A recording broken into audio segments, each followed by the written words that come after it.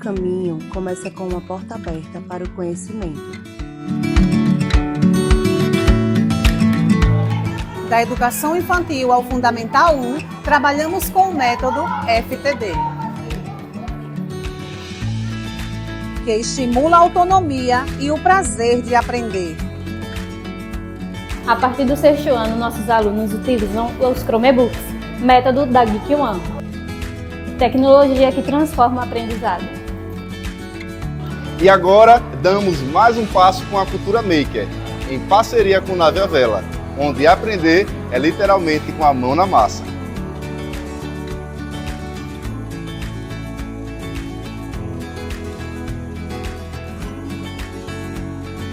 É aqui que a gente cresce, aprende e constrói o futuro. Colégio A Caminho da Vida, uma escola que ensina com princípios, valores e propósitos.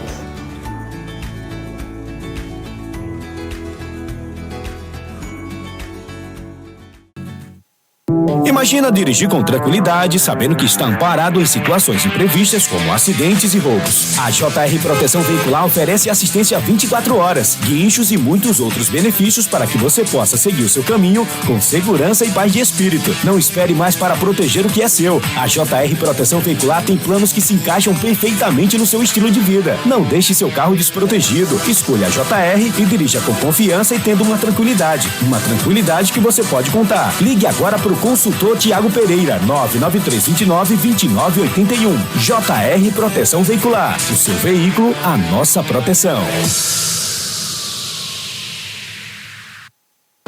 Eps, é você mesmo. Seu dia tá muito corrido, né? Que tal nós damos uma pausa pra você? Aqui na Sun tem os melhores lanches do planeta. Nós temos lanches de atum e frango. São maravilhosos.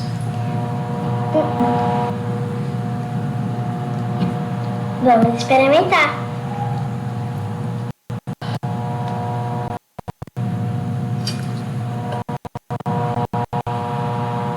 É bom. Gostei, é bom.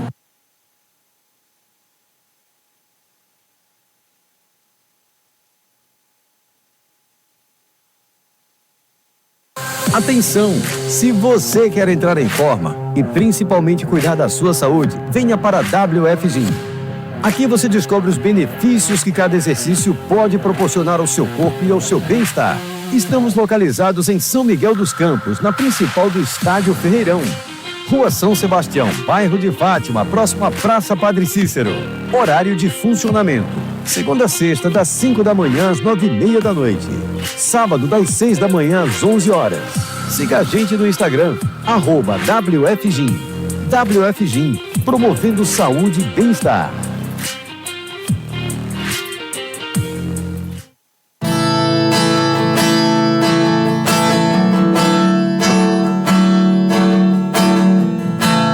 Que o Senhor te abençoe e faça brilhar seu rosto em ti e conceda uma graça e te dê paz.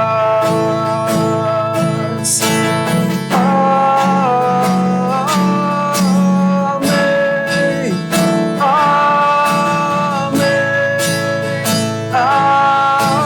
amém.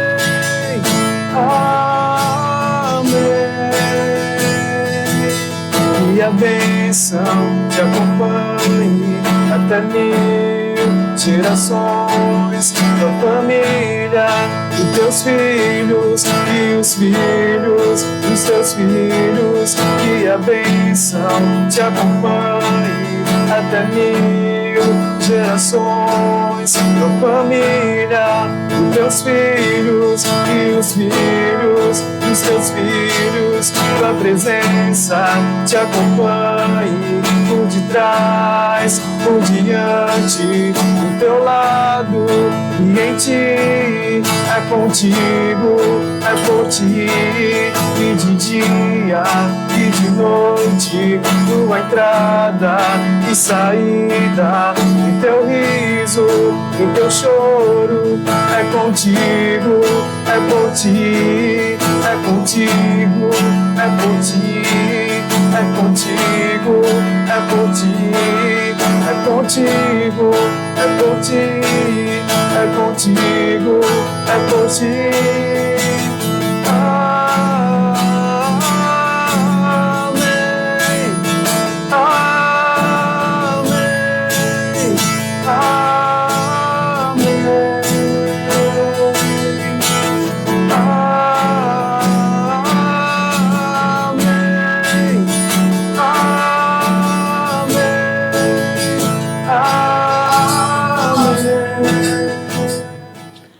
Bom dia, graça e paz. Sou missionária Yara Mesquita, já quero agradecer a Deus por mais uma oportunidade de estarmos aqui. Quero agradecer também o levita desta manhã, o nosso amado irmão Everton Emiliano, que Deus continue te abençoando, meu amado. Quero agradecer também aos nossos parceiros de fé, aqueles que estão acreditando no Conectados em Fé, estão nos ajudando. Que Deus continue também abençoando a vida de vocês. E olha, amados, quero também te pedir para nos seguir nas redes sociais. No Instagram, Missionária Yara Mesquita, e lá no YouTube. Vai lá e nos segue. E olha, está no ar, Conectados em Fé.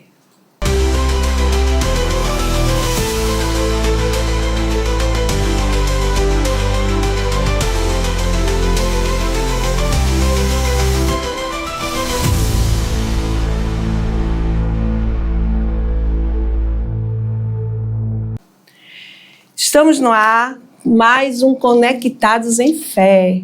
Mais uma vez, gente, nós estamos aqui nesta manhã com uma entrevista que eu sei que será maravilhosa, né? Estamos aqui com o pastor, um homem de Deus, e o tema desta manhã é a força da fé e a resiliência cristã. Oh, glória a Deus! Sabemos que a fé, assim como a oração, é a esperança em Deus, né? É a fé, a oração que nos capacita, que capacita o crente, né, a superar as adversidades. E a resiliência é a capacidade de adaptar-se, de recuperar, de superar situações difíceis, crises, traumas, adversidades, ou até mesmo estresse, né? E sair de todas essas situações, né, de forma positiva, né, de cabeça erguida. Então, nesta manhã, o nosso convidado, ele é natural da cidade de Palmeira dos Índios, filho de Genival Nascimento e de Rosete Almeida, casado com Renata Sobrinho, pastoreou a primeira igreja batista de Bandiaçu, na Bahia, e a primeira igreja batista de Palmeira dos Índios, aqui em Alagoas. Graduado em teologia e está cursando psicanálise cristã.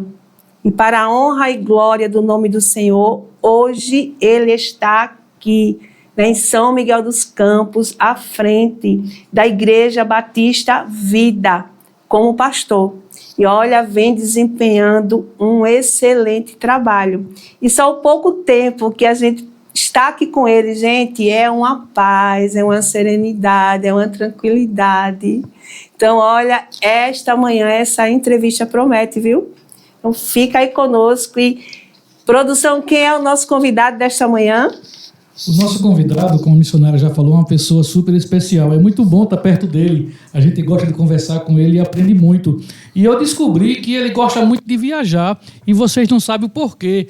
Isso foi desde que ele foi registrado, porque registraram ele com o nome de Ivan, pastor Renisvan. Sejam bem-vindos. Seja bem-vindo, pastor.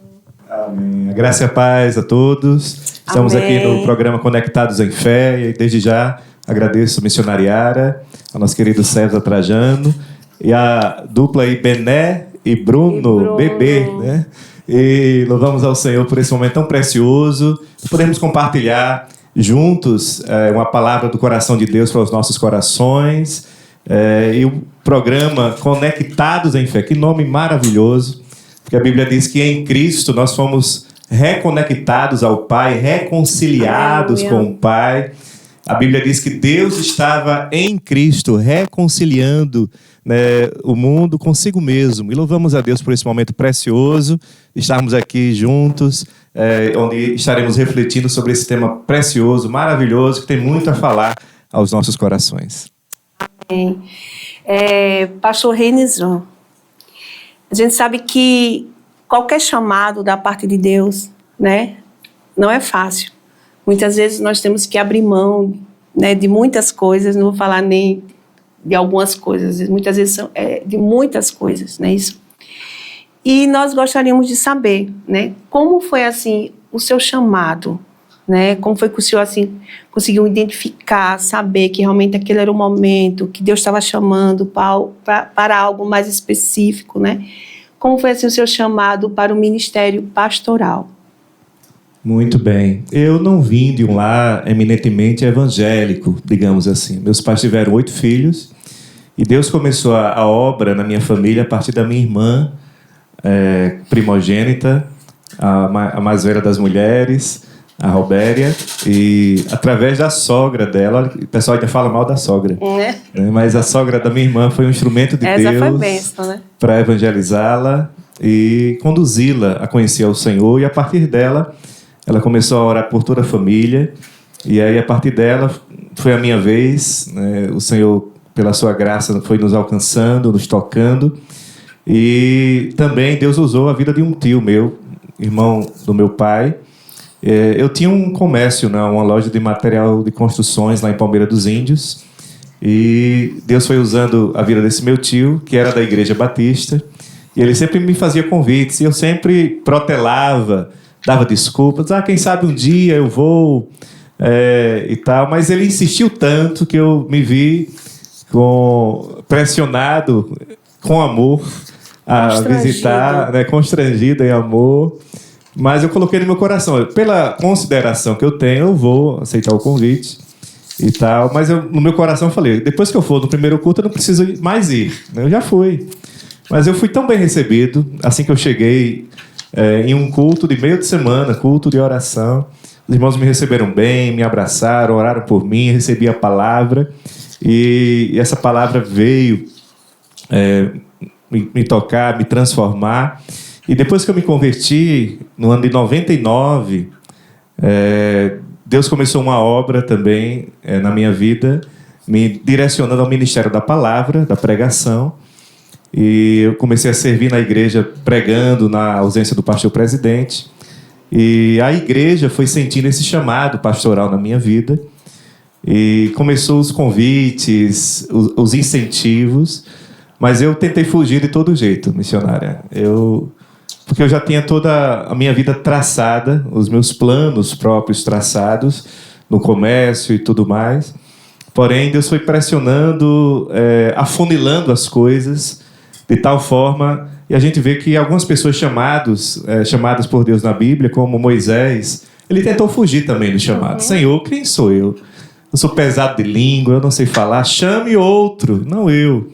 A gente vai lembrar também de Gideão, quando o anjo do Senhor veio até Gideão, ele malhando trigo no lagar, e diz, homem valoroso, o Senhor é contigo. E ele começou também a questionar algumas coisas, mas quando veio o chamado para Gideão, ele disse, mas quem sou eu? Eu sou o menor da casa do meu pai, a minha família é a mais pobre na tribo de Manassés. Ou seja, muitos que foram chamados por Deus na Bíblia se sentiram aquém, abaixo desse chamado, né? E louvamos a Deus, pois isso também aconteceu comigo. Eu tentei fugir do chamado, mas tudo é no Kairós de Deus, é no tempo de Deus. E quando chegou o tempo de Deus, o Senhor nos direcionou ao seminário. Tinha 2 opções, que era o Seminário Teológico Batista do Nordeste, ali em Recife, e tinha um seminário também lá em Feira de Santana, onde eu me formei, foram 4 anos, e louvamos a Deus por esse tempo precioso que Deus tem nos dado a graça, e eu tenho certeza hoje, a convicção que foi uma das melhores decisões da minha vida, de cumprir esse chamado do Senhor para a minha vida. Amém. Assim como o senhor está falando, né? Acredito que a maioria de nós tentamos fugir, né, do chamado. E interessante que, na maioria também, são as pessoas que observam primeiro, né, que Deus tem algo com a gente. E muitas vezes nós olhamos para nós e assim, não conseguimos ver, né, realmente o que o Senhor tem. Eu conheço pessoas que às vezes dizem assim, eu não sei o que é que o Senhor tem para mim. Eu não sei ainda qual é o meu chamado. Mas quem está está de fora consegue identificar, né? Então, fulano, acredito que o chamado dele é isso, para isso Deus tem algo com ele, né, nessa área, né, quer usá-lo dessa forma, não é verdade? E é exatamente assim. A igreja é corpo de Cristo. E uma vez que uma pessoa de fato tem um chamado de Deus, a igreja, como corpo de Cristo, ela vai reconhecer esse chamado. A interrogação surge quando a pessoa se acha que tem um chamado e a igreja, como corpo, não reconhece esse chamado. E aí é necessário realmente buscar em Deus uma confirmação. Não testifica, né? Verdade. Pastor, o que mais incentivou o Senhor, né, a aceitar o chamado? O senhor já contou aí um pouco, o senhor já estava tudo traçado, né? O senhor já tinha os seus planos, seus objetivos. De repente, Deus chega, né, e muda os nossos planos, né? Porque os planos do Senhor para nossas vidas são eternos, né? Mas assim, o que mais incentivou, o que mais motivou o Senhor assim a dizer, não, eu vou aceitar, eu vou abraçar, eu vou, né, seguir? Porque a gente sabe que tem pessoas que mesmo sabendo que Deus tem algo, que Deus está chamando, mas fica ali, relutando, né? Resistindo. E às vezes até demora muito tempo, né, a seguir, a querer. Mas o que foi assim que levou o Senhor a... Eu tenho certeza que foi um desejo crescente no meu coração de servir ao Senhor com intensidade, com dedicação. E desde que eu me converti, e aí já são 26 anos desde a minha conversão. Glória a Deus. São 26 anos ininterruptos servindo ao Senhor nas mais diversas áreas da igreja. Hoje eu digo assim, que eu tenho mais tempo de vida servindo ao Senhor do que tempo de vida fora da presença do Senhor. E desde que eu me converti foi algo natural, na verdade. Eu me prontifiquei a servir. Se era para ficar na porta, eu estava ali na porta com muita alegria, servindo, recepcionando.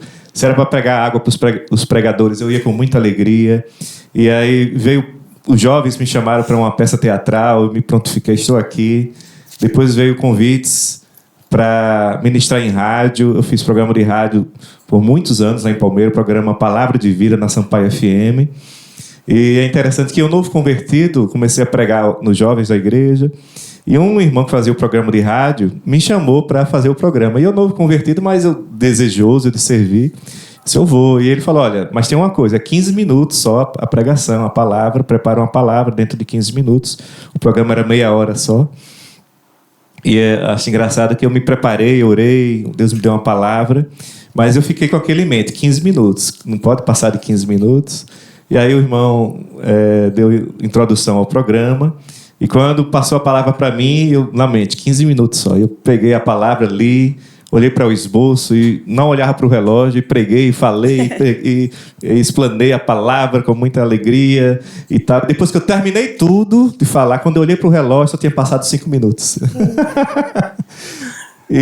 Mas é interessante, esse desejo crescente no meu coração em servir ao Senhor foi aumentando. Eu fiz um curso teológico lá mesmo, em Palmeira dos Índios, que surgiu em uma extensão de Garanhuns, uma extensão em teologia eu fiz. E nesse curso básico de teologia, reacendeu ainda mais essa chama dentro de mim. E teve, na conclusão do curso, um congresso de missões. E ali o ministrante, o pregador, fez um chamado. E Deus colocou no meu coração, de fato, esse chamado pastoral. E eu abracei aquele convite, tenho dedicado aí a minha vida Mas eu sempre coloco que o pastor, primeiramente, ele é servo. Ele é servo dos servos. Essa simbologia se aplica muito na celebração da ceia do Senhor.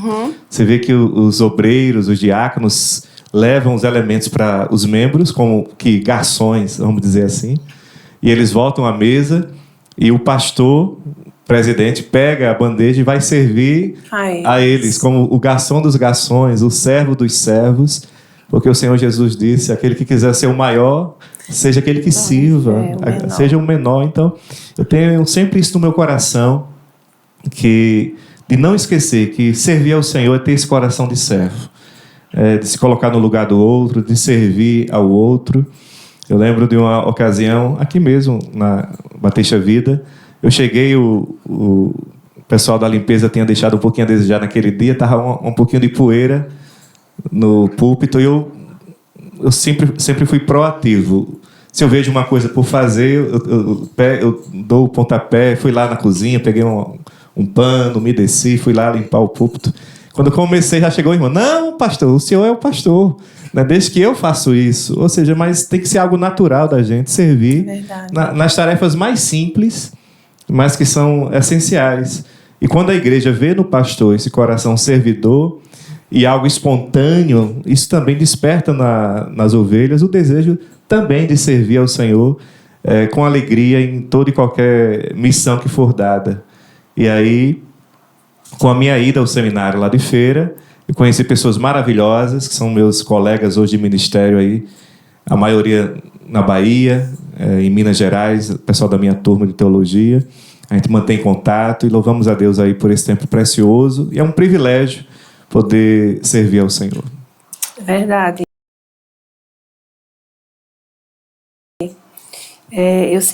Eu costumo também falar assim, né? O Senhor, ele não precisa de nós, né?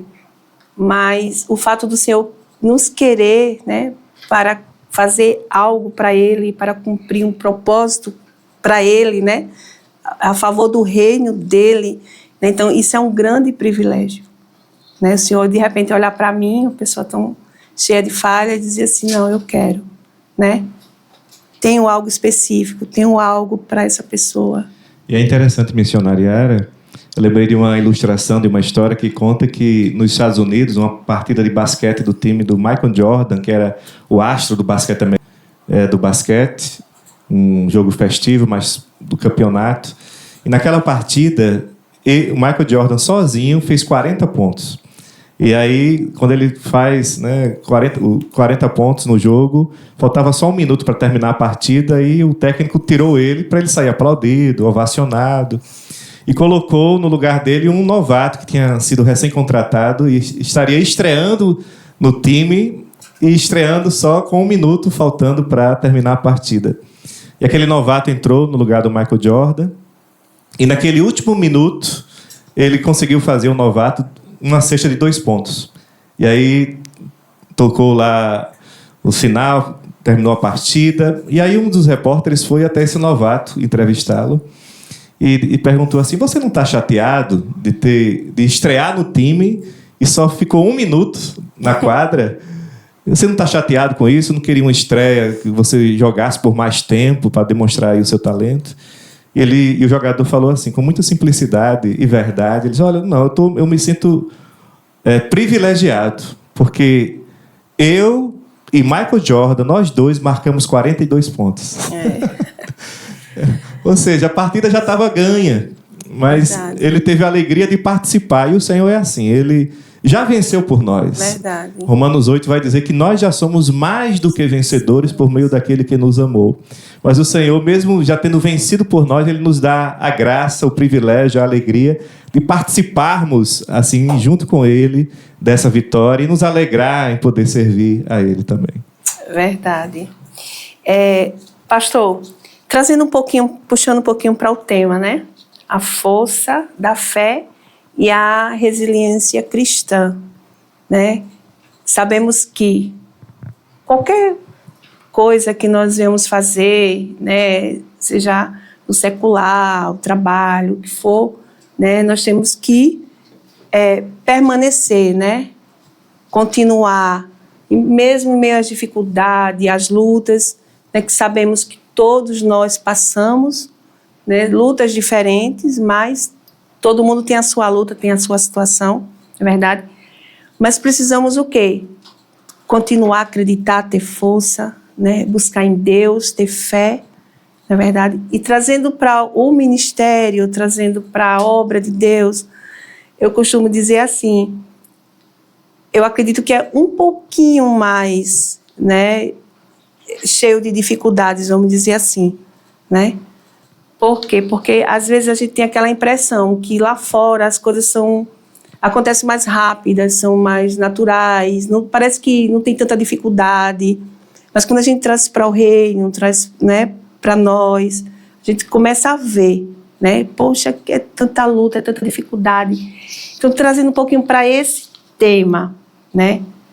O que o senhor assim, pode falar para alguém, né, que sente que tem um chamado, sabe que tem um chamado, né, mas que está enfrentando oposições, né? Às vezes está enfrentando o conflito dentro dele mesmo, a incerteza, a dúvida, né?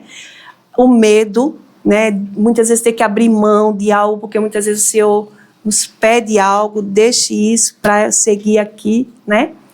E muitas vezes está enfrentando oposições também familiar, né? O que eu passaria para essa pessoa nesta manhã? O que o senhor diria para ela? Né? Com certeza, acredito que essa pessoa vai até ouvir, né? Vai nos assistir, né? E como o Senhor já tem assim uma imensa experiência, né? Já tem um legado, uma vivência, já viveu muita coisa. É o que o senhor diria para essa pessoa? É interessante que muitos têm aquela visão que uma vez que temos um encontro com Deus, nós já vamos passar a viver o céu aqui. Porém, aqui não é o céu. Nós vivemos em um mundo corrompido, um mundo que diz a Bíblia jaz no maligno, um mundo distanciado de Deus, onde os valores de Deus são muitas vezes colocados de lado. E seguir ao Senhor demanda aflições. Ele diz, olha, no mundo tenho dito essas coisas para que em mim tenhais paz. No mundo tereis aflições, mas tende bom ânimo, eu venci o mundo. Ou seja, o próprio Senhor Jesus coloca para nós que segui-lo demanda viver na contramão do mundo. Ele vai dizer, olha, quem quiser me seguir, negue-se a si mesmo, tome a cada dia a sua cruz e siga-me. Ou seja, e tomar a cruz é um morrer. É morrer todos os dias para quem nós éramos. Morrer todos os dias para a carne. Todo aquele que tem um encontro com Cristo tem dentro de si agora duas naturezas. A natureza adâmica, pecaminosa, e a natureza do Espírito. É por isso que Gálatas 5 vai falar que há uma luta, a carne milita contra o Espírito contra a carne.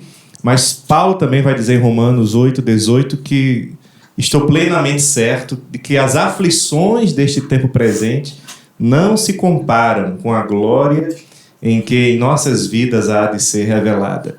Nós vamos ver na Bíblia que todos os homens de Deus sofreram, passaram privações.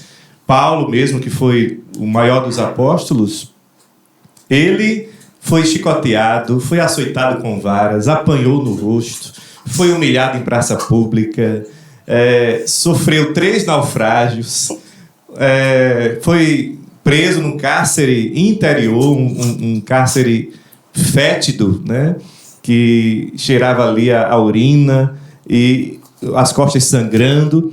Humanamente falando, ele tinha tudo para murmurar, digamos assim, Senhor, eu estou fazendo a tua obra. E o Senhor permitiu essa humilhação, permitiu estar com as costas sangrando. Mas diz a Bíblia que ele e o seu companheiro ali louvavam a Deus. Ou seja, servir ao Senhor demanda, sim, passar aflições.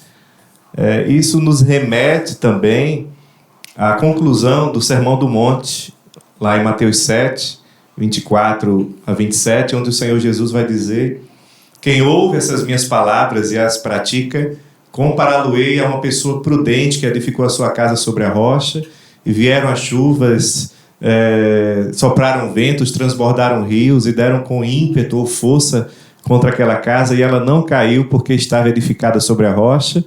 E aquele que ouve as palavras e não pratica será comparado a uma pessoa imprudente que edificou a sua casa sobre a areia.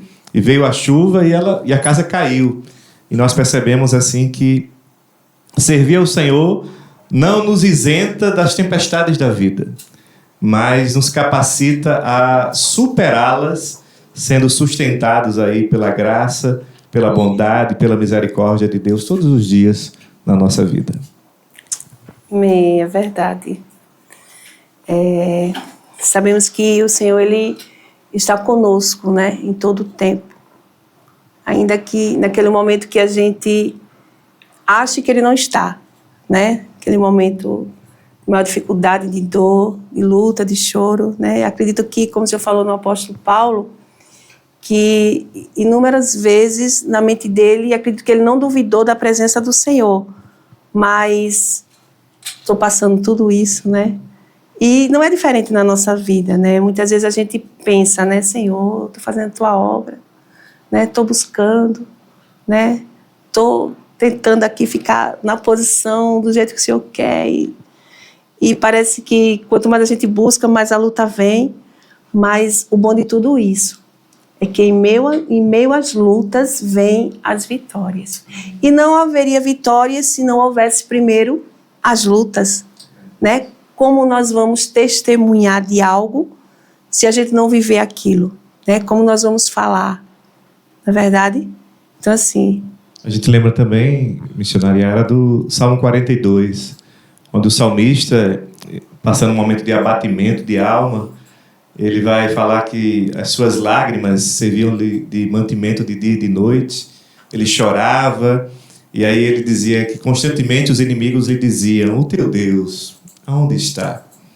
Ou seja, o inimigo, ele afronta, ele arma astutas ciladas, ele sabe os momentos que eu e você estamos mais vulneráveis, e é naqueles momentos que estamos mais vulneráveis que o inimigo vem lançando interrogações, como que dizendo: você não é fiel?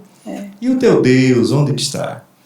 E lembro-me que nesse salmo, o salmista começa a ministrar para a sua própria alma. Ele vai dizer: porque estás abatida, ó minha alma, porque te perturbas dentro de mim, espera em Deus, pois ainda o louvarei. A isso se dá o nome de solilóquio. É um termo não é muito conhecido, mas solilóquio significa você ministrar para si mesmo.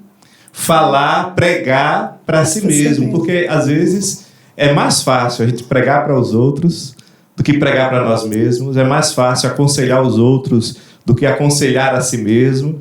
E, às vezes, a pessoa mais difícil que teremos que lidar na vida é aquela pessoa que vemos diante do espelho.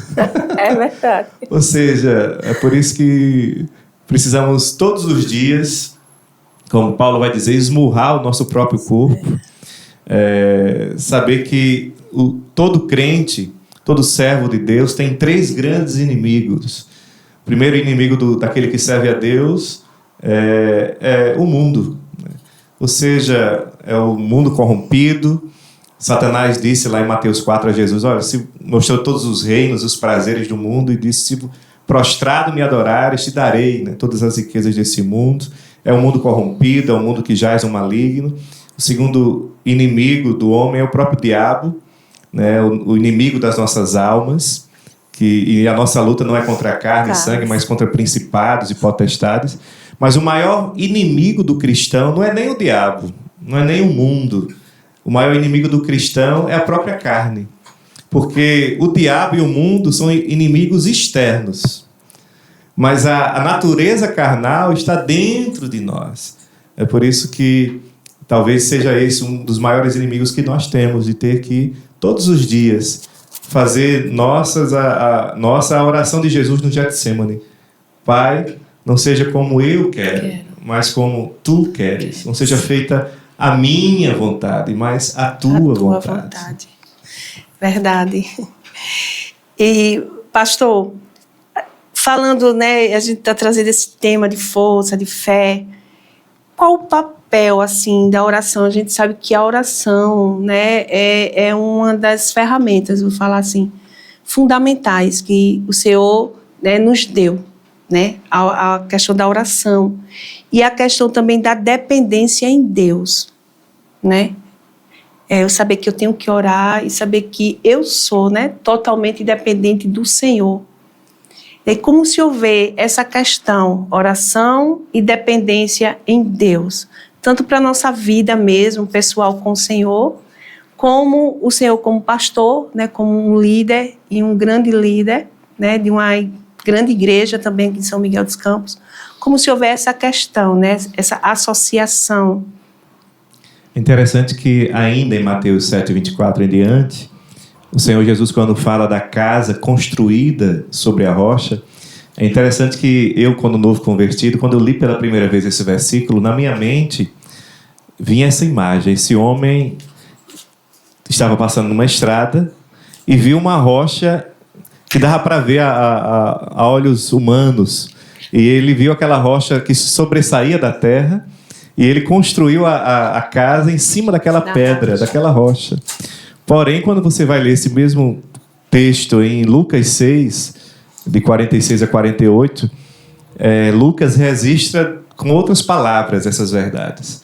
Ele vai dizer que aquele que ouve a palavra e pratica será comparado a um homem que construiu a casa, mas antes de construir, ele cavou até encontrar um solo rochoso lá embaixo. E quando encontrou lá embaixo um solo rochoso, firme, ele colocou as colunas, firmou a casa lá naquele alicerce sólido. E eu percebo que quem passava depois e via as duas casas, a construída na superfície da areia e a construída sobre a rocha, quem não acompanhou o processo diria que não existia nenhuma diferença entre elas. Eram idênticas, digamos assim. É porque a diferença entre elas estava naquilo que os olhos humanos não conseguiam ver. A diferença entre elas estava no alicerce.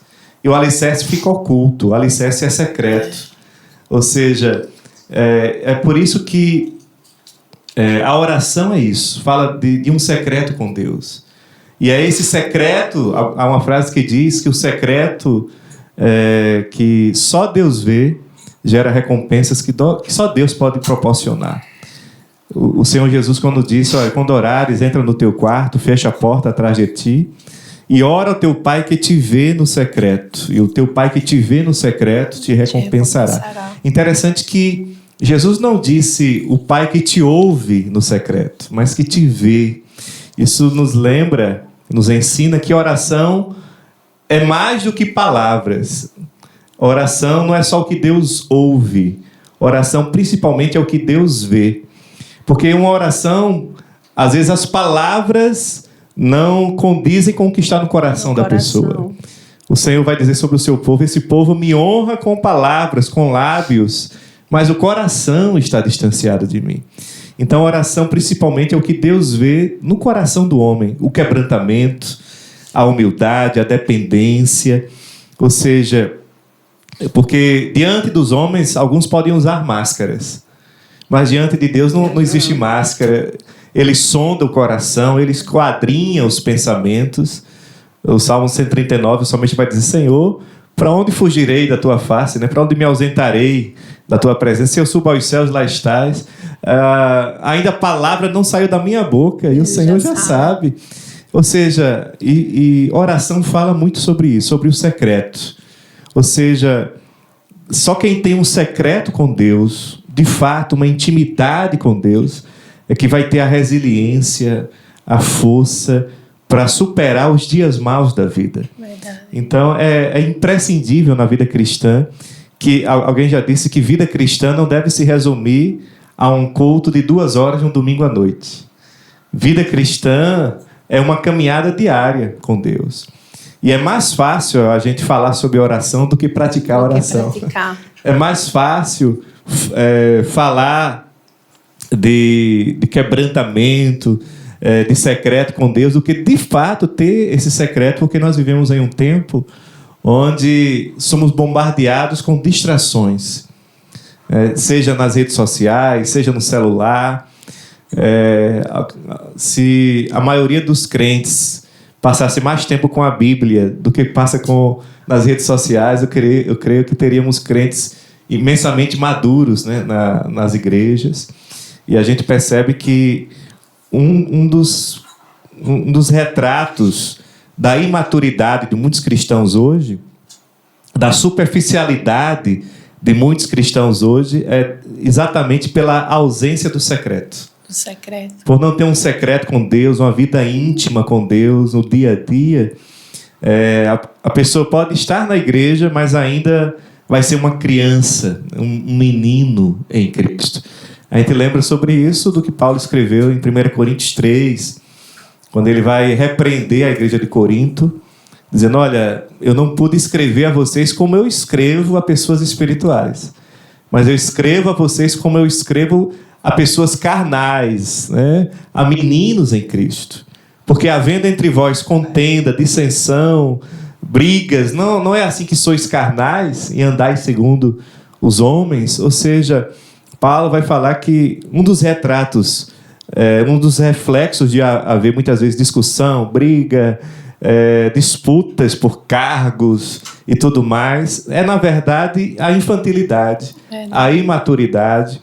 E é por isso que Paulo, lá em 1 Coríntios 13, ele vai falar: olha, quando eu era menino, ou seja, quando eu era imaturo, até Paulo diz: olha, eu também já fui imaturo, né? Quando eu era menino, falava como menino, me comportava como menino, mas logo que eu amadureci, cheguei a ser homem maduro, eu acabei com a infantilidade, eu acabei com as coisas de menino. Então, a gente percebe que o secreto leva-nos a um maior nível de maturidade, de resiliência, de firmeza na fé. É verdade, pastor.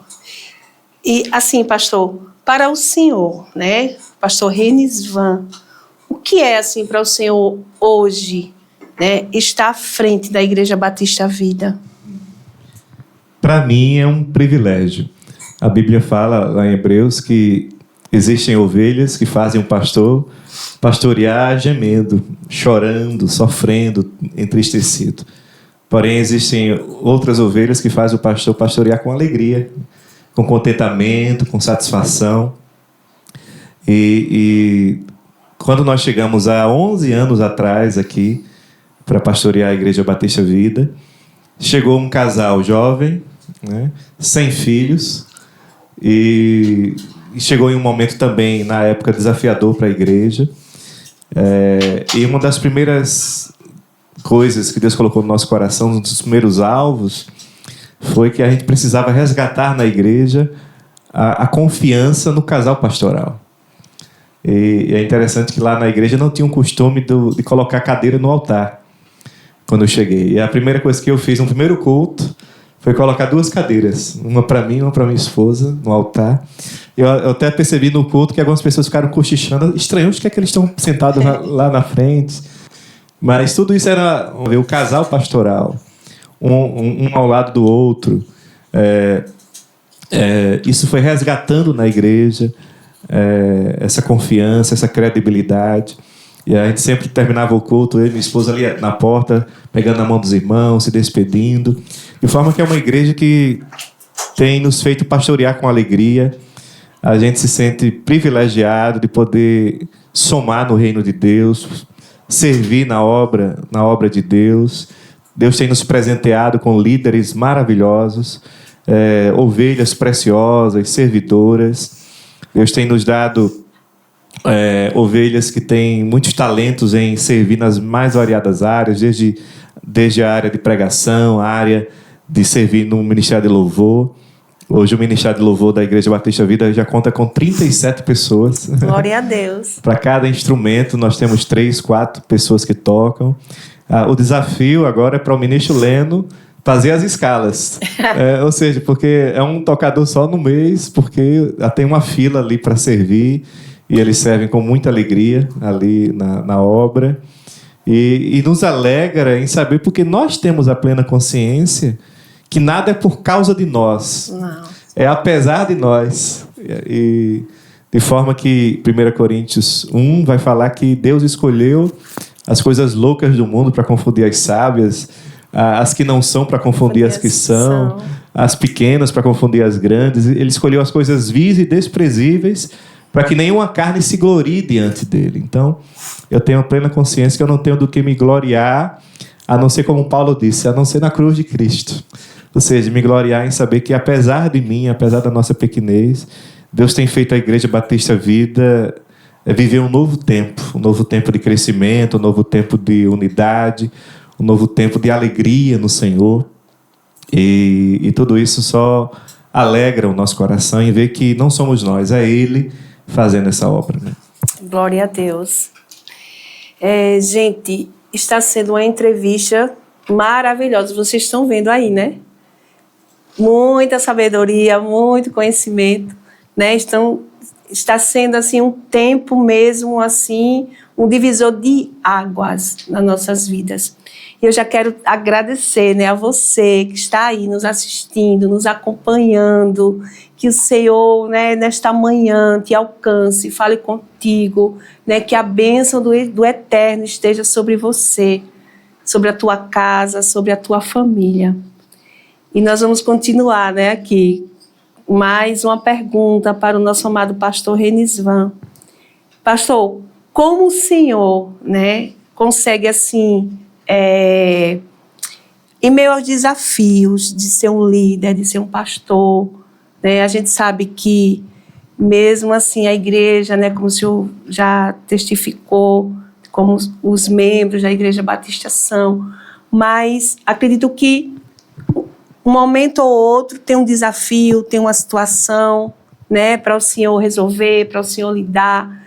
Como líder, né, como é que o senhor age, como é que o senhor faz, né, se o senhor sempre vai ali na luz da palavra, né, sempre é aquele pastor que traz para perto para o aconselhamento, né, eu lembrei agora que na época que eu tinha comunidade ainda, eu tinha um dos monitores, que todas as vezes que eu ia conversar com ele, aconselhar ele, eu ia e começava aconselhando, mas ali já começava a citar, né, versículos, já começava a entrar ali na palavra. E uma vez ele disse assim: ô, Dona Yara, por que a senhora só fala com a gente aconselhando pela Bíblia? Né? Aí eu falei para ele, eu disse, porque a Bíblia é a nossa direção, né? É a nossa bússola. Eu não posso chegar aqui e aconselhar você simplesmente através das minhas palavras, né? Pelo que eu penso, o que eu acho. Não. Né? Eu tenho que falar o que eu penso, mas eu tenho que falar também o que a palavra diz, né? Tenho que te aconselhar, né, dentro do que a palavra está falando. Então, como é que o senhor age, né, em situações assim? É interessante assim, que o pastor, ele precisa ter, entre outras coisas, empatia. Ou seja, a capacidade de se colocar no lugar da ovelha, principalmente naqueles momentos que a ovelha cai, erra, comete erros. A gente lembra assim, que existem casos de igrejas que o primeiro infeliz que tropeçar, o primeiro infeliz que cair em pecado, vai se levantar em algumas igrejas um exército de fariseus com pedras nas mãos, prontos para apedrejar, para matar. E a gente lembra da mulher apanhada em adultério. Os fariseus estavam lá com ela, expondo a mulher, envergonhando aquela mulher, constrangendo aquela mulher, com pedras nas mãos, dizendo: Senhor, olha, Jesus, a lei de Moisés manda apedrejar. E tu o que dizes? E Jesus começa a escrever no chão, e como eles insistiram, Jesus então vai dizer: olha, aquele de vocês que não tiver pecado, que atire a primeira pedra. É interessante que nós somos, em geral, ótimos juízes para julgar os outros, né? Ou melhor, juízes duros para julgar os outros, e ótimos advogados dos nossos próprios erros. A gente sempre, o ser humano tem a tendência de enxergar os erros do outro com uma lupa de aumento, né? E enxergar os próprios erros sempre os diminuindo. E de forma que nós precisamos sim ouvir a ovelha, estar pronto a estender a mão, porque o nosso Deus, ele é longânimo, diz a Bíblia. Ele é o Deus misericordioso, ele é o Deus da segunda chance, ele é o Deus da terceira chance. Ai de Pedro, se quando ele negou Jesus 3 vezes, o Senhor tivesse desistido dele. Verdade. E Pedro nunca foi joio. Pedro sempre foi trigo. Ou seja, Pedro negou Jesus, mas ele não era joio, ele sempre foi trigo. Pedro, em momentos, deixou a desejar, ele quis competir com os outros, ele quis se achar melhor do que os outros. Ele disse: olha, Senhor, ainda que todos esses aqui te neguem, te abandonem, eu vou contigo até a morte. Como que dizendo: olha, eu sou melhor do que eles, Senhor. Não confie neles, confia em mim, em outras palavras. E Jesus vai dizer: Pedro, Pedro, hoje mesmo tu me negarás, né, 3 vezes antes que o galo cante. Interessante que isso me lembra daquela passagem onde Jesus impele os discípulos a irem à frente e ele fica na praia atendendo a multidão. E na 4ª vigília da noite, Jesus vem andando sobre as águas e encontra os discípulos ainda no meio da travessia, o mar escuro, e eles veem aquele vulto andando sobre as águas, pensaram que era um fantasma, se assustaram. E Jesus vai dizer: olha, não tenham medo, sou eu. E Pedro vai dizer: Senhor, se és tu, manda que eu vá ao teu encontro andando sobre as águas. E Jesus só dá uma palavra: vem. E Pedro sai do barco com muita fé naquela palavra, e quando coloca o pé na água, o pé dele firma. Que milagre! E ele sai andando. A Bíblia não registra quantos passos ele deu sobre as águas ainda, mas diz que ao tirar os olhos de Jesus, a ver a força do vento, a tempestade, ele teve medo e começou a afundar. E ele grita, ele clama: Senhor, salva-me! E Jesus o salvou. Talvez se Pedro estivesse dizendo: me socorram, talvez João tenha mandado uma corda, né? Os outros tinham jogado outra corda para puxar ele, mas quando ele falou: Senhor, salva-me, os outros ficaram inertes, porque não, salvação é só com o Senhor, não é com a gente, né?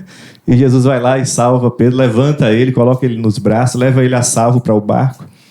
E isso nos chama a atenção, missionária Yara, que Pedro era um homem espiritual. Ele veio a amadurecer com o tempo. Nós vamos ver que Pedro, antes do Pentecostes, era imaturo, era impulsivo. Mas no Pentecostes nós vamos ver um Pedro ousado, pregando, e 3.000 almas se convertendo. Ou seja, o Senhor, ele não vê apenas como nós nos encontramos hoje. Ele nos vê também lá na frente, mais maduros, mais calejados, mais dependentes dele ainda. Ele nos vê lá na frente, ganhando almas, servindo a ele com excelência. E o Senhor, ele tem essa paciência conosco. E como pastores, precisamos ter essa paciência e não taxar a primeira pessoa que cair de joio. Só quem pode dizer se uma pessoa é joio ou trigo é o Senhor. É aquele que sonda os corações. Conhece. E o trigo, ele não nasce maduro. O trigo, ele passa por um processo também de amadurecimento. Então, Pedro, mesmo quando negou, mesmo quando cometeu erros, ele era trigo, mas era um trigo verde ainda. Era verdinho. E Jesus estava vendo: não, mas ele vai amadurecer lá na frente e vai se tornar um homem maduro, vai me servir muito.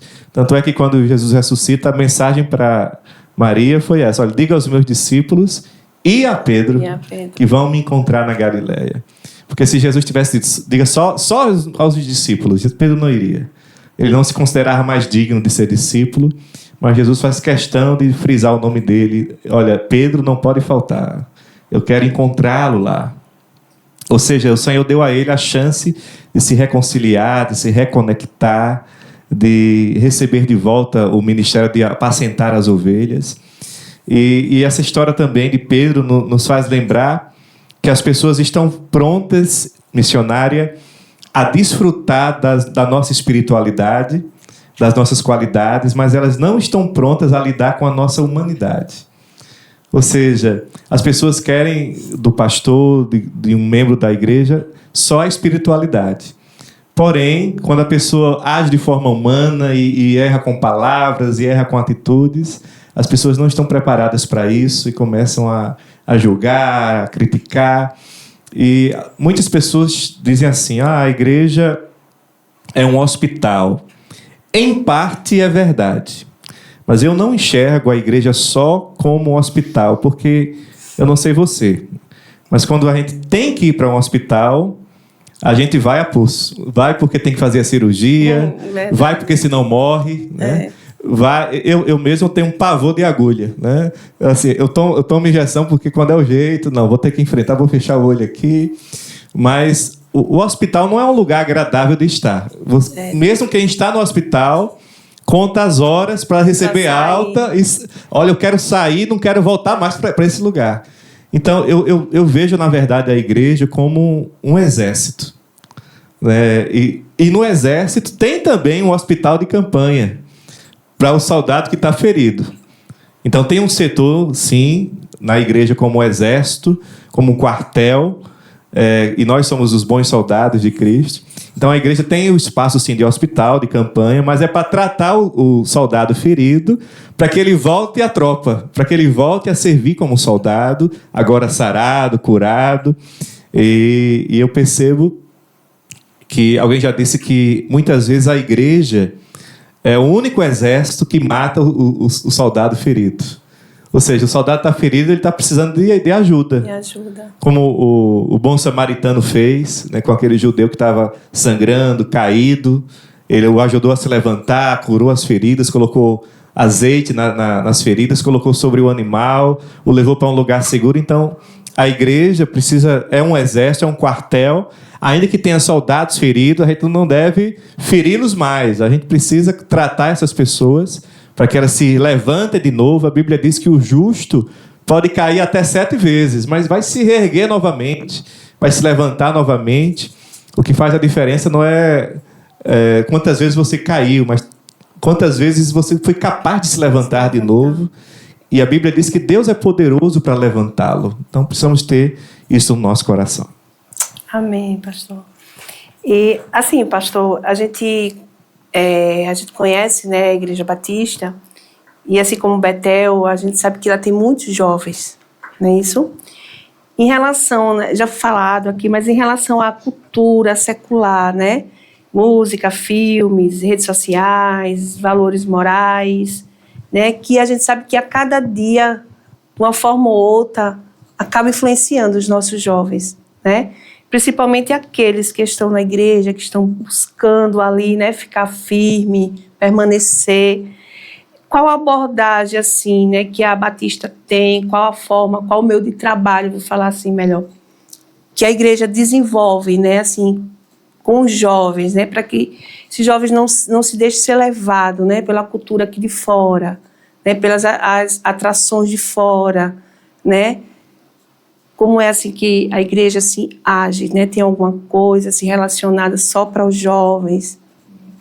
É interessante que a igreja de Deus, e quando um jovem está na igreja, ele se sente acolhido nessa família, amado nessa família, como toda família, nós somos alimentados na família, nutridos na família. Eu sou da época que minha mãe teve 8 filhos. Naquela época, a criança não impunha o que iria comer. Olha, eu só quero se for nugget, né, empanado da Turma da Mônica, eu só quero isso. Não, naquele tempo, comia o que tinha para ser oferecido. Eu lembro dos meus irmãos mais novos, a minha mãe dava gogó, que chamava na época, né, aquela papa, e dava com a colher. E um irmãozinho meu mais novo, na época, criança, ele falou, não quero. Aí minha mãe pegava. O que abriu o apetite era a chinela. Pegava a chinela e dava uma lapada em amor. Aí quando meu irmãozinho chorava, abria a boca, ela a colher na boca. Ou seja, alimentava porque sabia que ele iria crescer forte. Então, na igreja, é necessário que jovens, adolescentes, sejam nutridos primeiro na palavra, alimentados na palavra, porque uma vez que eles estão nutridos, bem alimentados, uma vez que eles se sentem em família, abraçados, amados, o que o mundo oferece vai perder a força sobre eles, vai se tornar menos atrativos para esses jovens, porque eles já encontraram um tesouro melhor. Eles agora firmes em Deus. Uma vez que a pessoa tem firmeza em Deus, alegria em Deus, o brilho do mundo vai se desvanecer, não vai se tornar tão atrativo. Porém, o inverso também é verdadeiro. Se o jovem na igreja não é nutrido, não é abraçado, não é amado, os convites externos vão falar mais forte. E tem a tendência de tirar esses jovens da presença de Deus. É por isso que Paulo vai dizer: eu sei em quem eu tenho crido e eu sei que Ele é poderoso. É lógico que muitas igrejas passam por situações onde jovens, adolescentes, quando entram na faculdade, são bombardeados aí pelo meio ali, e são perseguidos, zombados, e muitos, por não terem talvez um alicerce sólido, quem não tiver um alicerce sólido na fé, acaba sucumbindo, acaba esfriando, acaba se conformando com o meio e cedendo para ser aceito, para não ser escanteado. Mas no momento em que um jovem, um adolescente, a gente lembra de Daniel e os seus amigos, com certeza eles foram pressionados. Vieram muitos convites para eles. Mas o que fez a diferença foi que Daniel e os amigos, e eles ainda eram jovens na época, quando chegaram na corte, eles colocaram no coração o desejo de não se contaminar. A gente percebe que, naquela época, Nabucodonosor tinha a estratégia de mudar o nome deles, tentar mudar a identidade, as vestes, colocar nomes babilônicos, comida babilônica, como que dizendo: olha, agora aqui vocês terão uma nova identidade, esqueçam quem vocês eram. Vocês agora são da Babilônia. Mas Daniel e os 3 amigos colocaram no coração uma certeza: olha, nós estamos na Babilônia, mas nós somos jovens de Jerusalém. Verdade. Ou seja, uma vez que nós somos de Jerusalém, a Babilônia não vai nos contaminar, a Babilônia não vai fazer com que venhamos negar a nossa fé, e Deus os honrou. Ou seja, eles foram achados 10 vezes mais doutos, mais sábios do que os outros, foram colocados em cargos de confiança, porque uma vez que eles tomaram posse, que eles eram de Jerusalém, não da Babilônia, e permaneceram firmes em Deus, firmes na fé, Deus os abençoou em posições ali de excelência, de posições privilegiadas. Verdade. E antes do intervalo, eu vou fazer só mais uma pergunta para pegar o gancho que o senhor falou, né? Em relação a Daniel e aos amigos, né? Eles estavam na Babilônia, mas eles não eram da Babilônia, né? E aqui a próxima pergunta é o seguinte: como o senhor vê nessa questão o equilíbrio, né, entre o sal da terra e a luz do mundo, né? Eles estavam em um ambiente, eles estavam em um lugar, né, que não era a cultura deles, que não servia ao Deus de Israel, né, mas eles estavam ali, né, como sal, né, como luz, né? Eles estavam ali para fazer a diferença e fizeram a diferença. Né? Não se deixaram contaminar, né? Não se deixaram ser influenciados. Uma vez eu ouvi uma frase, pastor, e essa frase me marcou. Uma pessoa disse assim: olha, tem 2 tipos de pessoas, as que influenciam e as que se deixam ser influenciadas, né? E às vezes tem aquela pessoa que, por não estar ainda, né, fortalecido ali, alicerçado, está ali firmado realmente na rocha, em Cristo, é fácil ser influenciado. Mas aqueles que estão, né, eles também já têm a facilidade de influenciar outros, né, de trazer, né, de não ir, mas de trazer, né? Como o senhor vê, né, a questão do equilíbrio, né, entre o sal, ser o sal da terra, e a luz do mundo. E é interessante que o crente, ele não tem luz própria, né? É como a analogia, né, o simbolismo da lua. A lua não tem luz própria, ela brilha porque ela reflete como um espelho a luz que vem do sol. E a Bíblia diz que o Senhor, ele é o sol da justiça. E quando Jesus fala: vós sois a luz do mundo, ele nos chama primeiramente a termos um alinhamento com ele, posicionados nele, porque posicionados nele, alinhados com ele, é que nós vamos como que um espelho refletir a luz que vem dele. A gente lembra também do simbolismo do girassol. que durante todo o dia o girassol ele se posiciona sempre voltado para o sol, para captar, receber do sol a vida, a força, o vigor. E da mesma forma, precisamos fazer com que a nossa vida venha a orbitar em torno do Senhor, e não primeiro em torno de pessoas. E no momento que nós somos alinhados com o Senhor, a luz dele vai refletir sobre a nossa vida, e naturalmente a nossa vida, como sal, nós vamos produzir nos outros uma sede de conhecer mais ao Senhor. A gente lembra, por exemplo, da menina na casa de Naamã.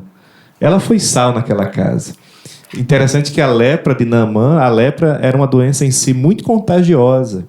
As pessoas tinham um pavor dos leprosos na época. O leproso era levado a andar com um sino muitas vezes, para quando viesse se aproximando alguém, ele tocava o sino para que as pessoas falaram: olha, vem um leproso aí. As pessoas queriam distância aí. Mesmo a lepra sendo muito contagiosa, a lepra não pegou na menina, mas a fé da menina pegou em Naamã. E Naamã foi contagiado com a fé daquela menina.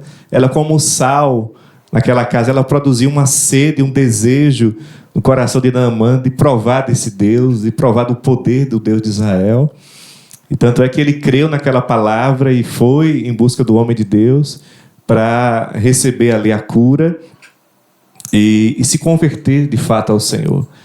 E que possamos, assim, no ambiente que estivermos, ser essa luz, ser esse sal que possa fazer a diferença no ambiente, o Senhor vai dizer assim: resplandeça a vossa luz diante dos homens, para que eles vejam as vossas boas obras e glorifiquem ao vosso Pai que está nos céus. Não adianta só falar que serve ao Deus que é luz. A Bíblia diz que Deus é luz e não há nele treva nenhuma. É necessário andar como filhos da luz, como está escrito. Amém, verdade. Então, gente, está sendo uma... Voltamos já já. Estamos entrando no nosso intervalo, mas olha, não sai daí, continua conectados conosco, tá? Daqui a pouco estamos de volta.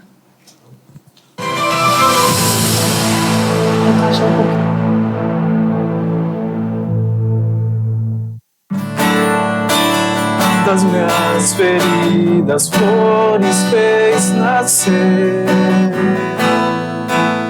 e em meu peito um selo, eu sou do meu amado, e os seus desejos são por mim. Dos vales posso avistar as colinas, e delas posso escutar os teus passos se aproximando. Eu sou do meu amado, e seus desejos são por mim, são por mim.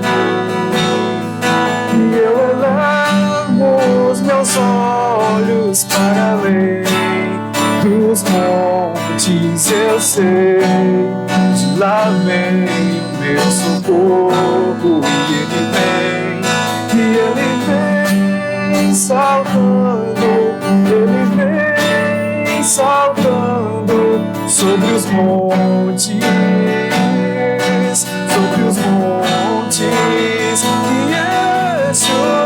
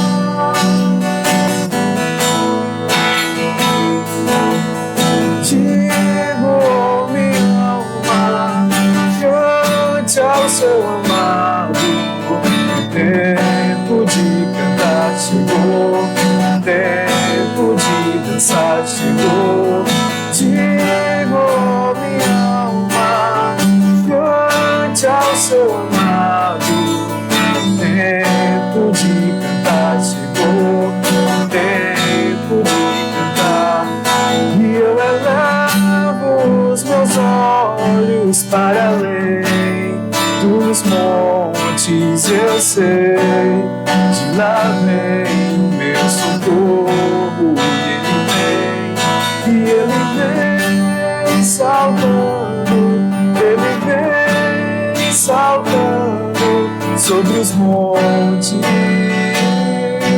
sobre os montes.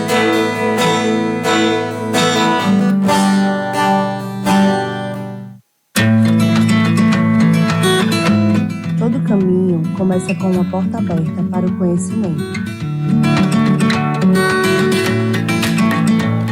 Da educação infantil ao Fundamental 1, trabalhamos com o método FTD, que estimula a autonomia e o prazer de aprender. A partir do sexto ano, nossos alunos utilizam os Chromebooks, método da Geek One. Tecnologia que transforma a aprendizagem. E agora, damos mais um passo com a Cultura Maker, em parceria com Nave Vela, onde aprender é literalmente com a mão na massa.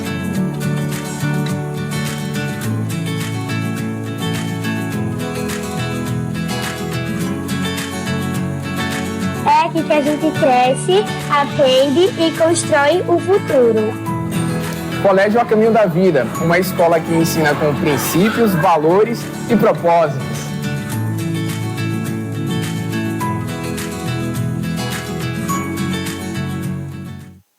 Imagina dirigir com tranquilidade, sabendo que está amparado em situações imprevistas como acidentes e roubos. A JR Proteção Veicular oferece assistência 24 horas, guinchos e muitos outros benefícios para que você possa seguir o seu caminho com segurança e paz de espírito. Não espere mais para proteger o que é seu. A JR Proteção Veicular tem planos que se encaixam perfeitamente no seu estilo de vida. Não deixe seu carro desprotegido. Escolha a JR e dirija com confiança e tendo uma tranquilidade. Uma tranquilidade que você pode contar. Ligue agora para o consultor Tiago Pereira, 99329-2981. JR Proteção Veicular. O seu veículo, a nossa proteção.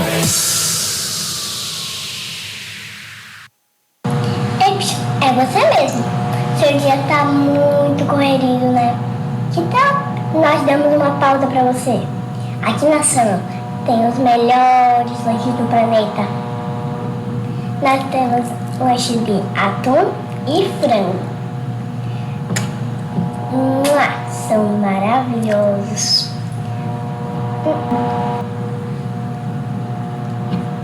Vamos experimentar.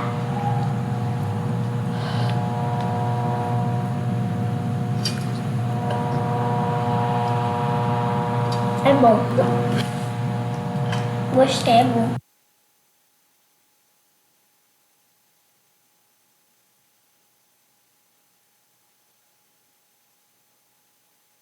Atenção! Se você quer entrar em forma e principalmente cuidar da sua saúde, venha para a WF Gym.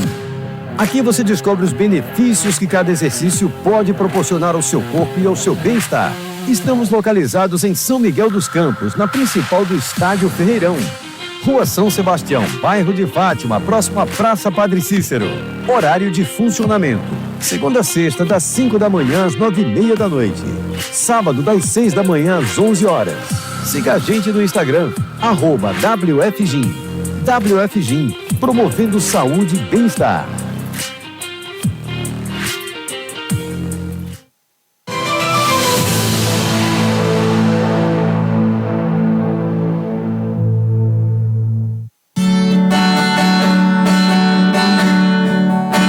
Estar sentado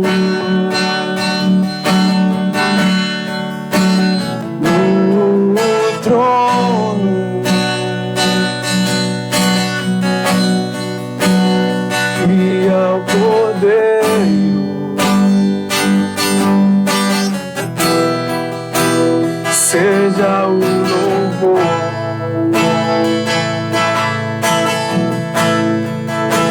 Seja a honra, seja a glória, seja o domínio pelos séculos séculos dos séculos. Poderoso Deus,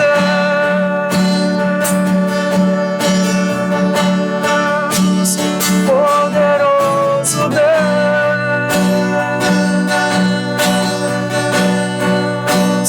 poderoso Deus,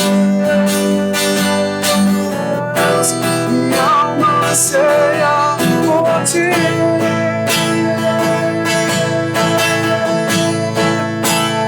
Poderoso Deus,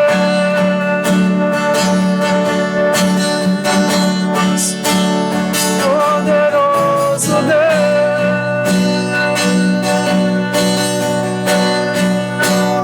poderoso Deus, minha alma anseia por ti.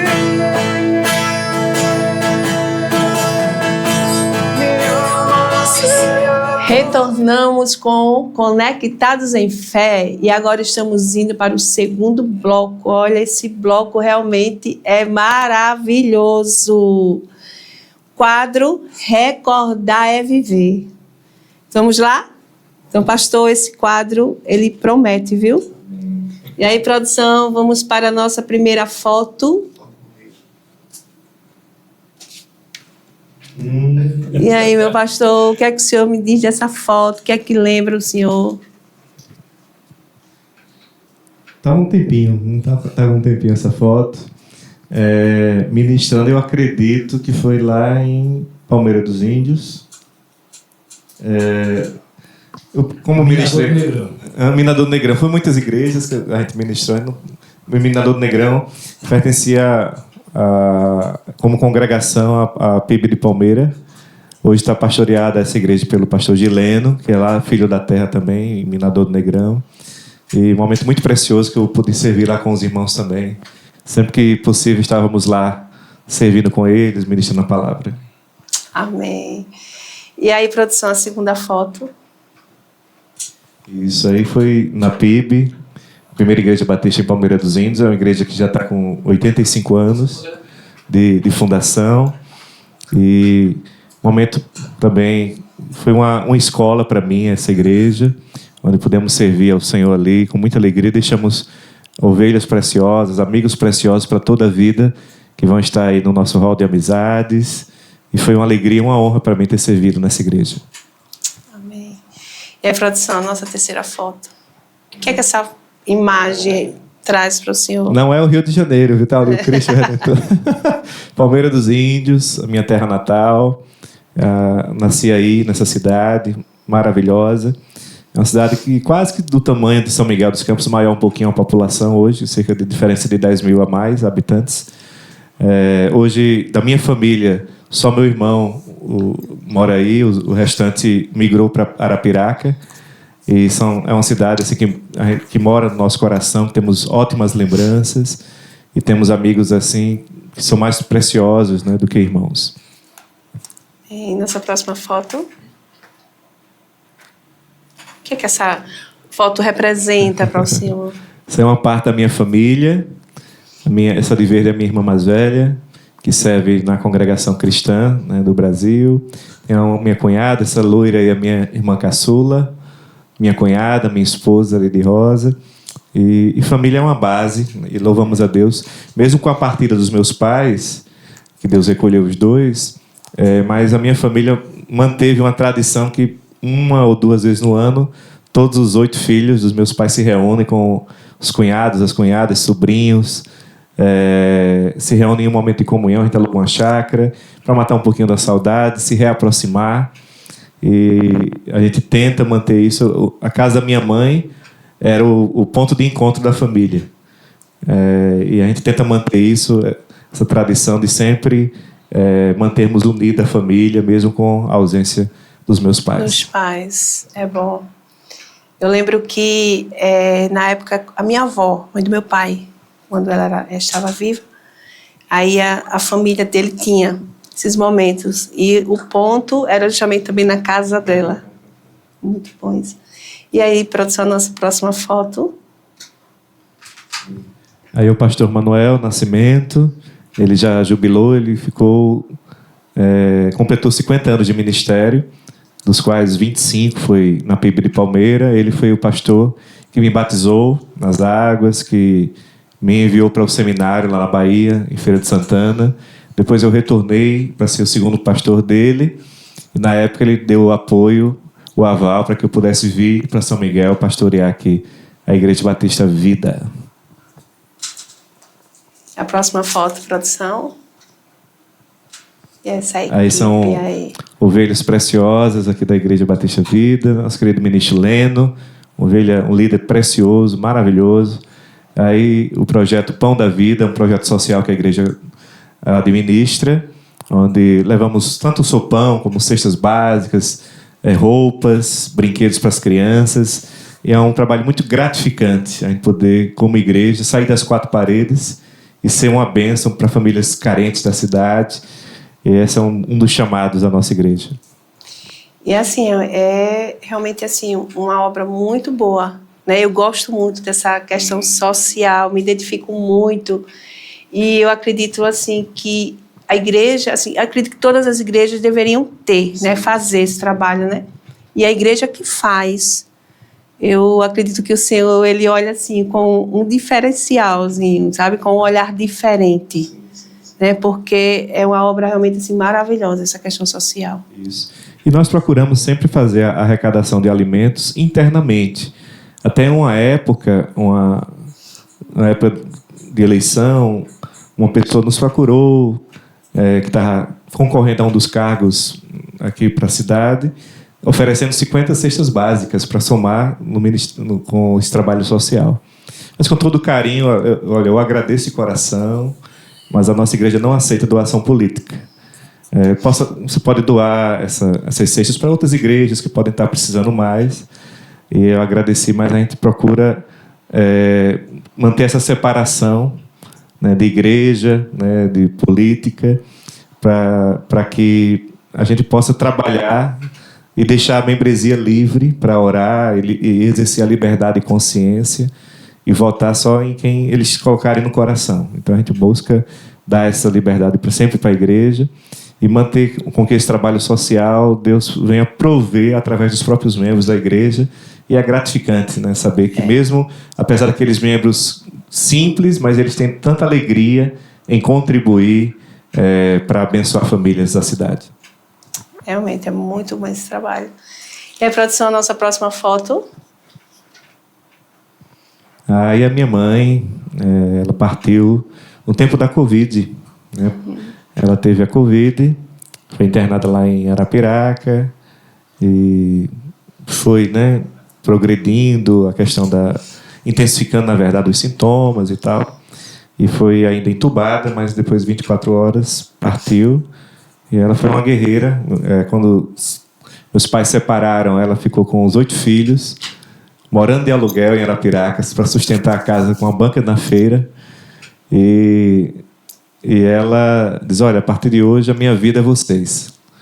E aí, dos 8 filhos, 5 homens, 3 mulheres, e ela foi, em parte, mãe e em parte pai também.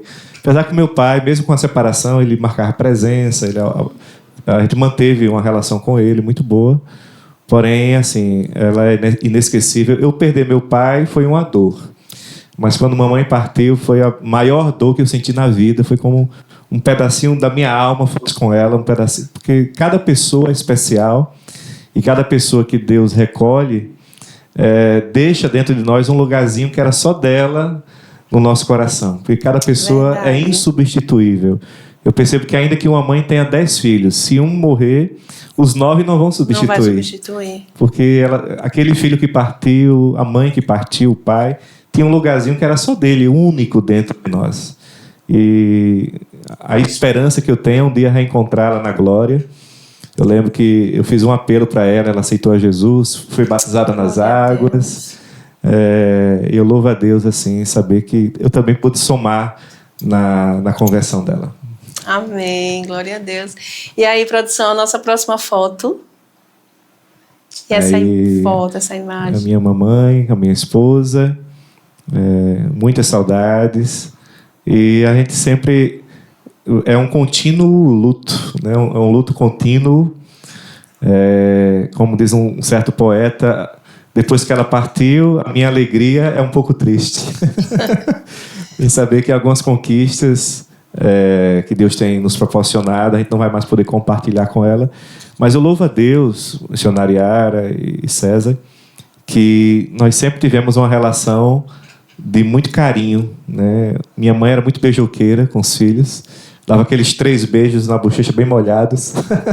Estalados. E ela tinha muito orgulho. Olha, quando eu chegava, olha, esse meu filho aqui é pastor. Ela tinha um salão de beleza, ela fazia aquela alegria, dizer, olha, para os clientes, ele é pastor, aquele ali é policial, o orgulho de cada filho. Sempre que eu falava que estava indo, ela preparava para mim uma sopa bem grossa de feijão com macarrão, aquela sopa bem grossa com carne. E quando o outro irmão ia, ela já sabia o prato predileto de cada um. E ela fazia questão de preparar, aquela mãe muito acolhedora, né? Amorosa com os filhos. E aí, produção? Próxima foto. Ontem meu pai também partiu, ele era atleta, partiu com 80 anos, tinha muitos troféus em casa de corridas, na categoria de veterano. E ele sempre cobrava, olha, você também tem que correr igual ao seu pai, fazer exercício. Ele foi um guerreiro também, muito, muito batalhador. E a vida do meu pai foi comércio. Ele tinha uma loja no comércio lá em Palmeira. Era um homem que vivia de casa para o trabalho, do trabalho para a igreja. O meu pai, na verdade, ele era bem católico. Ele ia em 14 missas por semana. Eram 2 missas todos os dias. E eu cresci vendo meu pai lendo a Bíblia. E também evangelizei meu pai. Ele aceitou ao Senhor antes de partir. E eu louvo a Deus também pela vida dele, que foi um exemplo para mim. E assim, né, pastor, eu estava falando hoje isso com uma pessoa, acredito que a maior gratidão que nós temos, né, nós que estamos na presença do Senhor, conhecemos a palavra, é saber que mesmo com a dor, né, daqueles que não estão mais aqui, mas há a esperança, né, que a gente vai se encontrar, né, saber que está em Cristo, né, eu acredito que isso traz uma paz, traz uma tranquilidade, né? Estou falando da sua mãe, e eu lembrando, meu esposo sabe, quando eu ouvia alguma colega assim, sabia assim, o pai de fulano está doente, ou o pai de fulano faleceu, isso me dava assim um certo desespero por dentro, porque eu já pensava no meu Deus, um dia que meu pai morrer, como é que vai ser? Né? Quando eu comecei a ver ele ficando com os cabelos todos branquinhos, aí, meu Deus, né, eu achava assim, que eu não ia, né, suportar, porque ele era a minha base, né? Ele era aquela pessoa que quando eu queria fazer alguma coisa, corria logo para ele. Às vezes a minha mãe dizia assim, tudo seu é com seu pai, você só procura o seu pai. Mas assim, eu via nele aquele porto seguro, aquela, né? Muitas vezes eu já ia decidida para algo e quando ele começava a falar que não era aquilo que eu queria fazer, ali eu já, né, deixava de lado o que eu queria para seguir o que ele estava falando. É interessante que os meus pais criaram os 8 filhos e todos nós, do mais novo ao mais velho, sempre que se encontrava era benção pai, benção mãe. E meu pai, eu tinha uma certa frustração até um tempo que eu nunca tinha tido coragem de dar um beijo nele. Minha mãe eu beijava sempre, que meu pai, ele dizia que amava servindo, né? Dizia que amava provendo, mas por ele não ter recebido carinho dos meus avós, ele repetiu isso com os filhos, né? Reproduziu isso. Mas eu aproveitei, Deus me deu uma estratégia, no aniversário dele, eu comprei um presente, levei para ele, assim que ele pegou o presente, eu disse, agora, Jesus. E aí dei um abraço nele, dei um beijo na testa, que ele ficou vermelho na hora. Eu não esperava, Não esperava, mas assim, Deus me deu a oportunidade de amar profundamente os meus pais enquanto estavam comigo. Amém. Gente, é um quadro que traz, assim, emoções, viu? E aí, produção, nossa próxima foto. Amém. Aí foi a consagração do Ministério Pastoral. E um momento muito precioso. Aqui, iniciando, na verdade, 11 anos atrás, aqui na Igreja Batista Vida. Eu tinha passado alguns anos de ministério pastoral na PIB, lá tanto na Bahia como em Palmeira. E aqui foi o início, e desde essa noite de consagração aqui, já se passaram 11 anos. Hoje eu sou o pastor que mais tempo está pastoreando a igreja. O pastor Rogério fez um bom trabalho na cidade, foram 10 anos. E a gente já conseguiu romper, já entramos para 11 anos agora servindo. E louvamos a Deus, podemos olhar para trás com gratidão. Queremos continuar olhando para o alto com dependência. Glória a Deus. E olhar para frente com esperança, né? Que o Senhor vai continuar nos guiando em tudo. Amém, glória a Deus. E aí eu queria passar um pouquinho agora para a produção, né? E aí, produção, tem uma pergunta. Sei que vocês têm aí, vocês elaboraram uma pergunta para o pastor Renisvan, né? E aí eu queria que vocês soltassem essa pergunta. Meu pastor, uma pessoa que está indo pela primeira vez na Igreja Batista, como ela poderá perceber se essa igreja é tradicional ou renovada? Quais as características do batista tradicional e do batista renovado? Essa é a pergunta. Muito bem. A Igreja Batista Vida, graças a Deus, é uma igreja acolhedora, é uma igreja bem amável, e nós sempre buscamos receber muito bem aqueles que nos dão a honra da visita, que vêm cultuar conosco. E aí a gente sempre abraça todos. E hoje se perdeu muito com o tempo essa ideia de uma igreja batista tradicional, como nós conhecíamos no passado. Quando eu me converti em 99, a primeira igreja batista era bem tradicional, no sentido que lá não se batia palma nos louvores. Quando batia palma, os mais tradicionais falavam: isso é coisa do mundo, onde já se viu bater palma na igreja. Mas com o tempo isso foi sendo superado. A igreja foi avançando, e no caso da Igreja Batista Vida, quando nós chegamos aqui, já era uma igreja que tinha uma liberdade de culto, uma liberdade de adoração. Tem irmãos que falam em línguas, e todos se respeitam. Uma igreja madura é isso. A gente lembra de Jesus com a mulher samaritana, onde ela queria limitar, diz: olha, nós adoramos nesse monte, que é o Monte Gerizim. Vocês adoram lá no templo em Jerusalém. Qual é o lugar certo? Qual é a forma certa?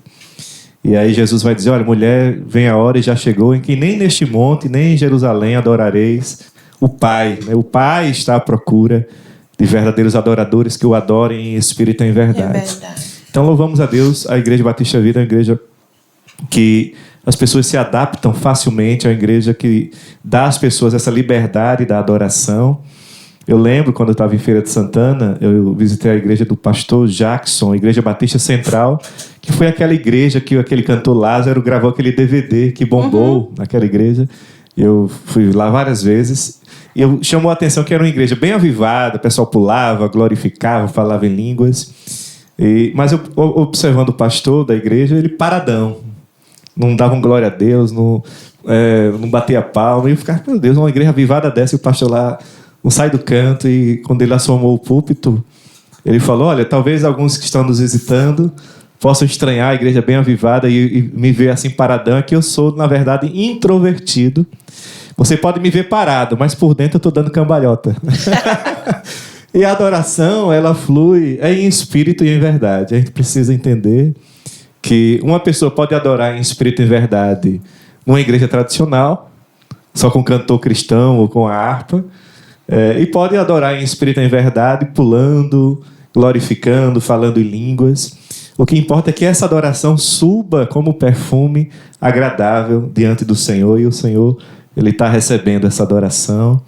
E louvamos a Deus, pois hoje contamos com uma igreja madura que sabe que a multiforme graça de Deus faz com que o Senhor receba esse culto, receba a adoração, seja de uma forma mais avivada, em línguas e tudo mais, ou uma forma mais introvertida, mas que essa adoração continue fluindo como um perfume diante dele.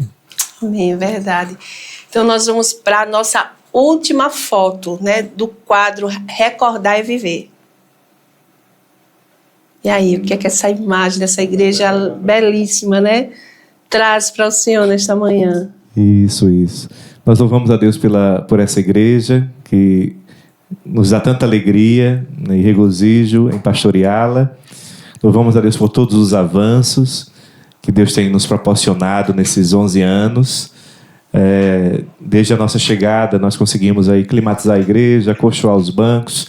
Essa foto já está com um tempinho, mas a igreja já está com todos os bancos aí acolchoados. Já temos uma projeção panorâmica num telão de 7 metros por 2,5. Lá na frente já tem um aquário de vidro da bateria. Temos agora as transmissões ao vivo dos cultos. E temos avançado em todas as áreas. Já também reformamos a congregação da parte alta também toda. E louvamos a Deus por esse novo tempo que a igreja tem vivido e por todos aqueles que têm vivenciado conosco esse novo tempo. Amém, pastor. Mais uma foto? Não, se quiser atual. Muito bem, atual. Olha aí os cultos. Pessoal, o vídeo do retiro dos casais que nós tivemos agora lá em Paripoeira, e foi muito bom. O segundo retiro que nós fazemos é o Day Off, e foram nos dias 1 e 2 de novembro agora. Tivemos um luau na praia à noite, com a fogueira, uma renovação de votos dos casais, um momento muito precioso que Deus nos proporcionou. Amém, glória a Deus. Então, gente, está sendo um momento único, né? Estar aqui com esse grande líder, pastor Renisvan, da Igreja Batista, né? O pessoal que, né, está sentindo assim aquela atmosfera de paz, de tranquilidade, né? E já estou assim com pena, triste, porque daqui a pouco, né, estamos encerrando. Mas olha, um divisor de águas. Quero também, né, já deixar um abraço, né, para o nosso líder, o nosso apóstolo, o apóstolo Josivaldo Lima, que com certeza está nos assistindo, a nossa apóstola Ruth, que o Senhor continue abençoando a vida de vocês, né, e todos os nossos líderes do Ministério Betel, os pastores, né, nossa liderança, que o Senhor continue abençoando a vida de vocês. Já quero também agradecer, né, os parceiros de fé, aqueles que estão junto conosco, conectados, juntos nesse propósito, né? Propósito esse que nasceu no coração de Deus para abençoar a tua vida, né? A tua casa, a tua família. Então, já quero agradecer à Academia WF, na pessoa do Ninho e de sua esposa Meire. Agradecer também à Escola Caminho da Vida, né? Através da vida dos missionários Anderson e Diégena. Agradecer também o JR Proteção Veicular, na pessoa do Tiago Pereira e toda a sua equipe. E agradecer também a Sano, né? A Sanduíche Natural, da Isis Mesquita, é minha irmã. Na verdade, o nome dela é Isis Eveline, mas o pessoal de casa só chama Eveline. Só que o pessoal de fora só conhece por Isis, né? Aí ela só muda, fala Isis, né? Gente, não é porque é ela que faz não, viu? Mas é uma delícia, ó. Você que se preocupa, né, com a sua saúde, você que malha, você não vai deixar de comer algo gostoso, saboroso, né? E você vai comer algo que vai manter aí a tua forma, né? Então, Deus, né, abençoe cada um dos nossos parceiros. Amém? E agora nós vamos para o nosso intervalo. Um menino nasceu, como um filho se nos deu, e Ele é o próprio Deus que vive em mim. Debaixo de tuas asas eu me escondi.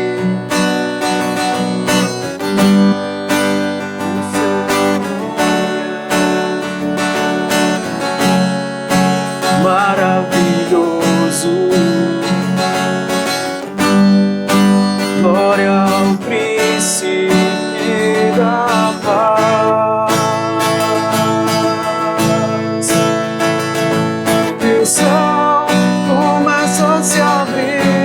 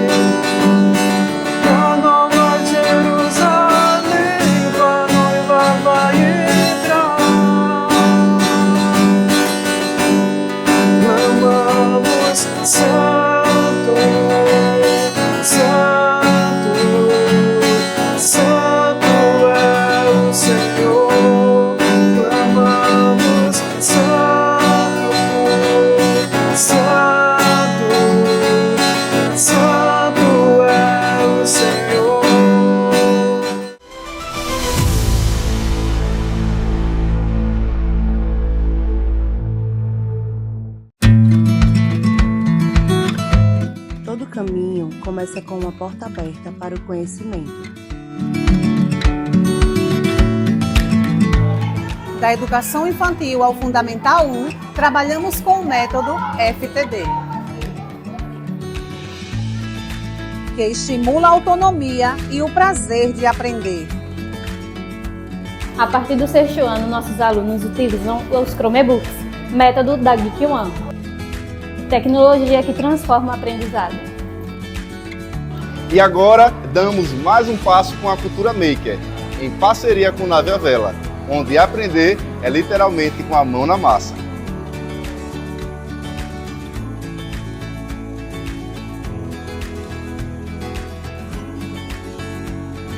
É aqui que a gente cresce, aprende e constrói o futuro. Colégio A Caminho da Vida, uma escola que ensina com princípios, valores e propósitos.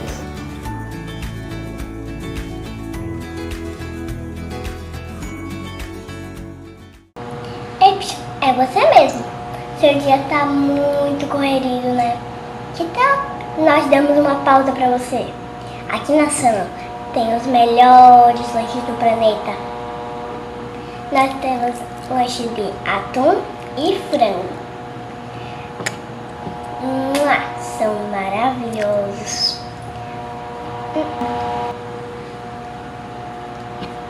Vamos experimentar.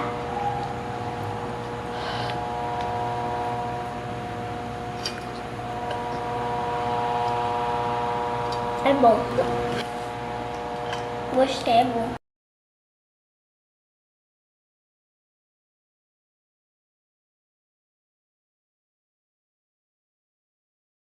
Atenção! Se você quer entrar em forma e principalmente cuidar da sua saúde, venha para a WF Gym. Aqui você descobre os benefícios que cada exercício pode proporcionar ao seu corpo e ao seu bem-estar. Estamos localizados em São Miguel dos Campos, na principal do Estádio Ferreirão. Rua São Sebastião, bairro de Fátima, próximo à Praça Padre Cícero. Horário de funcionamento: segunda a sexta, das 5 da manhã às 9h30 da noite. Sábado, das 6 da manhã às 11 horas. Siga a gente no Instagram, @WFGym. WF Gym, promovendo saúde e bem-estar. Imagina dirigir com tranquilidade, sabendo que está amparado em situações imprevistas como acidentes e roubos. A JR Proteção Veicular oferece assistência 24 horas, guinchos e muitos outros benefícios para que você possa seguir o seu caminho com segurança e paz de espírito. Não espere mais para proteger o que é seu. A JR Proteção Veicular tem planos que se encaixam perfeitamente no seu estilo de vida. Não deixe seu carro desprotegido. Escolha a JR e dirija com confiança e tendo uma tranquilidade. Uma tranquilidade que você pode contar. Ligue agora para o consultor Tiago Pereira, 99329-2981. JR Proteção Veicular. O seu veículo, a nossa proteção.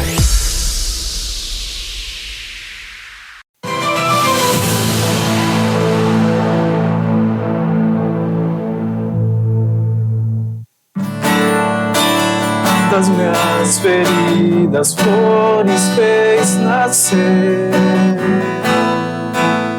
e em meu peito um selo, eu sou do meu amado, e os seus desejos são por mim.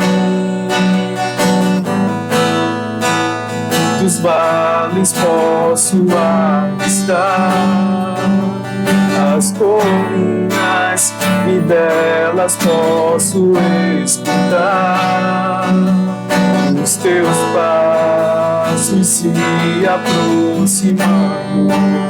Eu sou do meu amado, os seus desejos são por mim, são por mim. E eu elevo os meus olhos para além dos montes, eu sei, de lá vem o meu socorro, e ele vem. Shalom, que Deus os abençoe neste dia. Quero me dirigir a você com uma palavra de Deus sobre fé. Nós sabemos que a fé, ela é o firme fundamento das coisas que não se vê, mas que cremos. Está escrito no capítulo 11 de Hebreus que a fé é o fundamento. E eu quero falar um pouco sobre o modelo da fé. E não há modelo maior do que o modelo Jesus, do que o modelo o próprio Deus, o Pai Eterno. Um texto que Jesus citou no capítulo 17 de Mateus diz: porque eu vos digo que, em verdade, se tiverdes fé, como um grão de mostarda, direis a este monte: passa daqui para acolá, e ele passará, e nada vos será impossível. O tema fé, ele é sempre abordado no meio cristão. Na verdade, o cristianismo, ele vive professando diariamente a fé. Uns dizem eu tenho muita fé, outros dizem eu tenho fé, outros dizem que nem fé tem. Mas eu quero trazer para você neste dia uma demonstração de que o Senhor da fé é o próprio Deus. Agora, vamos analisar o próprio Deus, trazendo esse modelo para nós. E isso ele revela na sua palavra. E nós precisamos imitá-lo. Imagine quando ele chegou diante desse mundo para formá-lo. Ele ali empenhou fé. Como assim? Deus, sim. Como ele ia imprimir nos seus filhos, nas suas criaturas, a fé se ele não fosse o nosso modelo? Jesus ministrou fé em seus discípulos todo o tempo. E Jesus não é Deus? Claro que sim. Revelando que tudo que estamos gerando precisa de fé, para que se manifeste a fé do reino de Deus. Tudo que eu for gerar, tudo que eu for falar, tudo que eu for fazer, a Bíblia diz, se não for pela fé, é pecado. Então, pela fé entendemos que os mundos foram feitos. Está escrito na palavra de Deus, em Hebreus capítulo 3. De maneira que aquilo que se vê não foi feito do que é aparente. Então, tudo que é feito por fé não é daquilo que vemos. E eu já falei do discípulo Tomé, do apóstolo Tomé, em uma outra ocasião, que ele disse: se eu não tocar nas vestes dele, ou melhor, se eu não tocar nas suas mãos, não colocar os meus dedos em suas feridas, eu de forma nenhuma vou crer. Então, Jesus, ele é o nosso maior modelo de fé. Quero deixar aqui esta palavra para você. Viva por fé. Pois a Bíblia diz que o justo vive pela fé. E se ele recuar, se ele retroceder, a minha alma não tem prazer nele. Seja esse modelo. Viva como modelo, porque Deus é o nosso maior modelo de fé. Que o Senhor te abençoe e que o Espírito Santo encha o teu coração de fé e viva essa essência, e o sobrenatural virá sobre a tua vida. Um ótimo dia, beijo no coração. Eu sou o apóstolo Josivaldo Lima, Ministério Apostólico Betel. Te espero lá, terça-feira e aos domingos. Voltamos com Conectados em Fé E eu já quero passar as considerações finais para o nosso convidado, o nosso pastor, o pastor Renisvan. Pastor, fique à vontade para falar, pode falar os dias de culto, pode convidar o pessoal, deixar uma mensagem aqui. Primeiramente, agradecer a missionariara, ao nosso querido César, ao Bené e ao Bruno, nos controles aí, pessoal maravilhoso, a equipe maravilhosa. Também mandar um abraço todo especial ao apóstolo Josivaldo, a sua esposa, que nos acompanha também. O apóstolo Josivaldo, nós temos um carinho muito grande por ele, tem sido um professor também para mim, temos aprendido muito com ele. E queremos, de antemão, já agradecer mais uma vez pelo privilégio de já no segundo Conectados em Fé, já ser o convidado para estar aqui. E louvamos a Deus por esse momento tão precioso que tivemos aqui, de palavra, de reflexão. E você que está nos acompanhando e desejar um dia cultuar conosco, os nossos cultos nas quintas-feiras, a Quinta do Renovo, às 19 horas, e aos domingos, às 18 horas, o nosso culto. Você será muito bem-vindo, muito bem-vinda, e com certeza estaremos esperando por você de braços abertos. Um forte abraço a todos. Deus continue fortalecendo na fé e gerando em cada coração mais fome, mais sede pela presença do Senhor. Um abraço, amamos todos. Amém. E muito obrigado, pastor. Obrigado por ter aceitado o convite, por ter nos proporcionado esse momento maravilhoso de tanta riqueza espiritual que nós tivemos nesta manhã. Que o Senhor continue também abençoando a tua vida. Quero agradecer a você que está conosco, que ficou conosco até agora, conectados aí juntinhos. Que Deus continue te abençoando, te guardando, te dê um ótimo final de semana, um final de semana abençoado na presença do Senhor. E olha, tem culto na Igreja Batista, tem culto lá no Ministério Betel. Então, vem junto conosco, vamos adorar o Senhor. Amém? Que Deus abençoe. Beijo no coração para você e até mais.